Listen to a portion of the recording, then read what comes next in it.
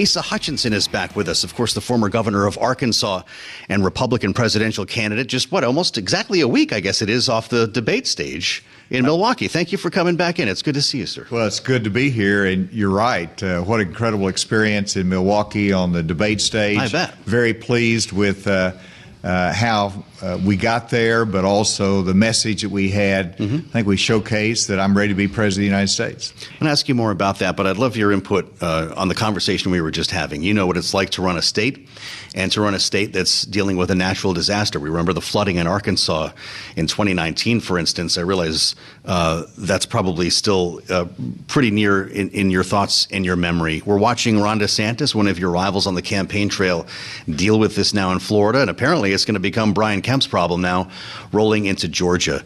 The job of a governor in a time like this really defines urgency in that position, doesn't it?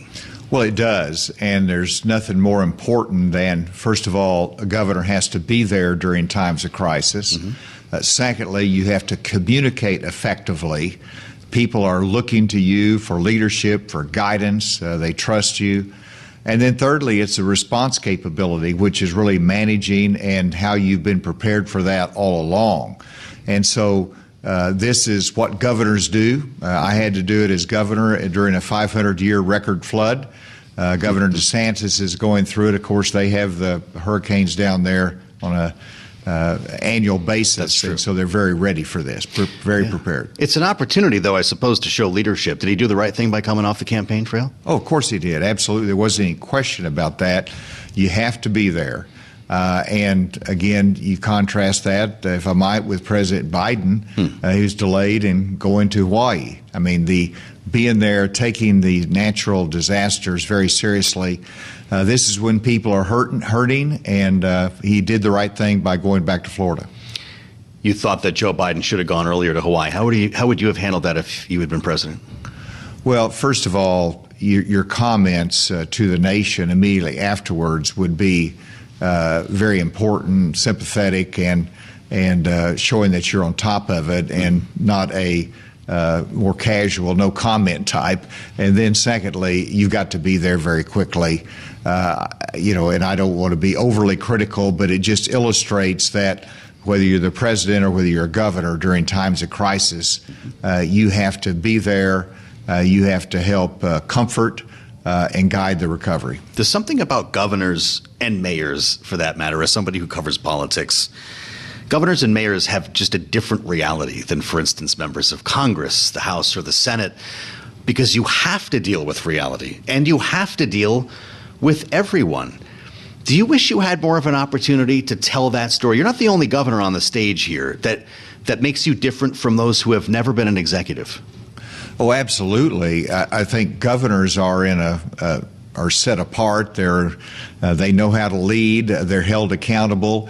And I would like to have told more of what we've done in Arkansas, particularly in contrast to Governor DeSantis, who talked about how they managed through the pandemic. I was waiting for the opportunity to talk about how we did it in Arkansas. And I think there will be another occasion at the Reagan Library, because I think those questions will come up again. But, my record of cutting taxes, creating a surplus, creating jobs in Arkansas, and balancing a budget, they're very relevant to be President of the United States. The way I guided through the pandemic and making sure our businesses had an opportunity to survive, not sheltering in place, as many of the other states did, and keeping our schools open after those first couple of months for in-classroom instructions. These are things that set my leadership apart. I look forward to the opportunity to talk about those more. Do you expect to be on the debate stage at the Reagan Library? Oh, absolutely. I've surprised everybody every step of the way. Nobody thought I'd be on the first debate stage, and we made it, thanks to a lot of support from voters out there that wanted to make sure I was there.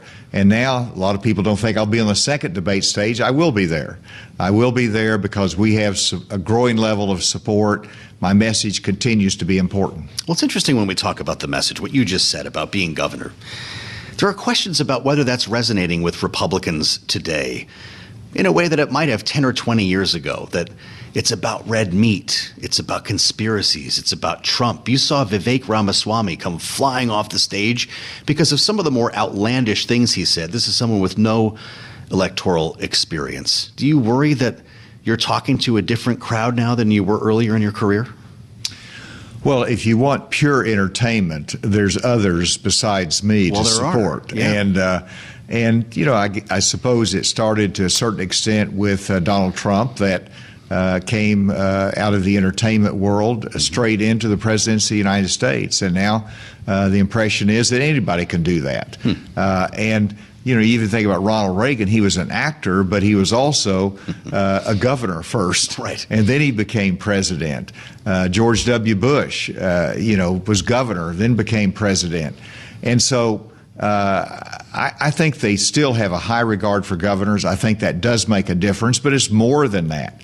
It's more than being a governor. They want to see somebody that'll fight in Washington, somebody that will be aggressive in making sure that we tackle the administrative state, reduce regulatory burdens. And so that's on me to make sure I showcase my record, but also what I will do. There's another governor on that stage who is known for going after Donald Trump, and that's Chris Christie. Is there room for both of you? Well, I think so. Whenever you look at 8 candidates on that stage and only 2 of us had a non-Trump message, and yes. I probably was even more clear when I said I would not support somebody who was convicted of a felony. At one point, you were the only candidate to not raise a hand. Chris Christie had a little confusion there. I think we know what he meant. But what does that tell us about that stage when only 2 of you would respond that way? Well, it tells you there's a fear factor as to offending Donald Trump, and if you're running against him, don't worry about it. Get over it. That's what we're doing. Isn't that why you're running against? Exactly. And so I'm surprised by that. But, in reference to Chris Christie, in some ways we're in the same lane. We all bring something different, and we bring it in different ways. So it's what kind of leader do you want for our country? And I'll present my case. We'll see what the voters, how they respond to it. We're spending time with former Governor Asa Hutchinson, of course, Republican presidential candidate. I'd like to ask you about the 14th Amendment, because you've been talking about this, and I'm compelled by this idea that the president, your former president, in your eyes, may be unfit for office because of the legal challenges that he's facing now, 4 times indicted. If it comes to it, will you sue, invoking the 14th Amendment to get him out of this race? No, I don't expect that to happen. There will be plenty of others that will raise that issue. So I don't need to, and I would not want to. But let me describe it this way. It's a constitutional requirement for eligibility.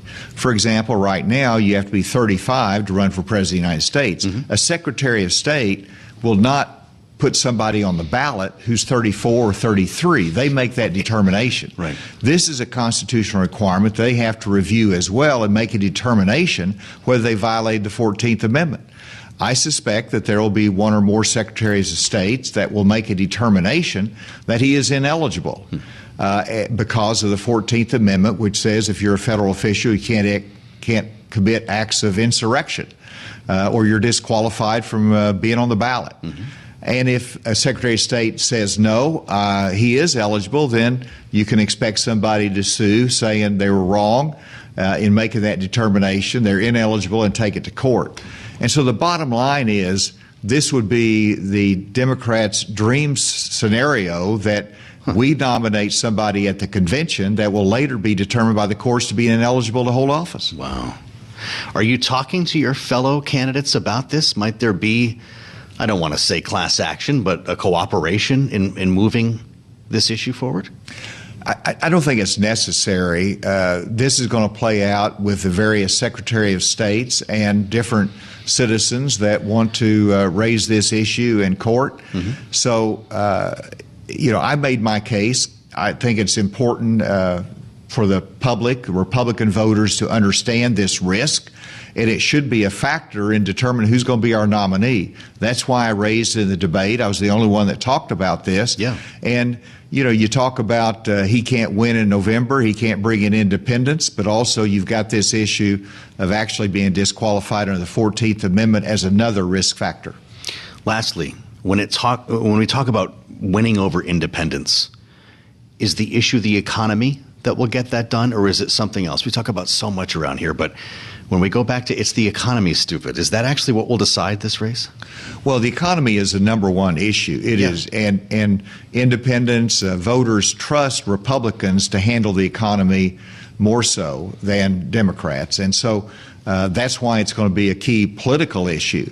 But also, when you ask about bringing in independents, it's more than just the economy. It's also who's going to listen, who's going to care, who's going to take us in a rational way into the future and lead our country. And so those are some intangible qualities that independents will look at as well. And they don't want a strident extremist that leads, or somebody who's going to create chaos every day. They want someone that will stand for their values and represent them, but also set an example for young people and the kind of leadership we need in our country. Well, you know, we like to talk policy around here, and you're always welcome at the table. It's great to have you back, Governor. We'll be looking for you at the Reagan Library next month. We'll see you there. Thank you. Governor Asa Hutchinson, of course, Republican presidential candidate, in a conversation you won't hear anywhere else today.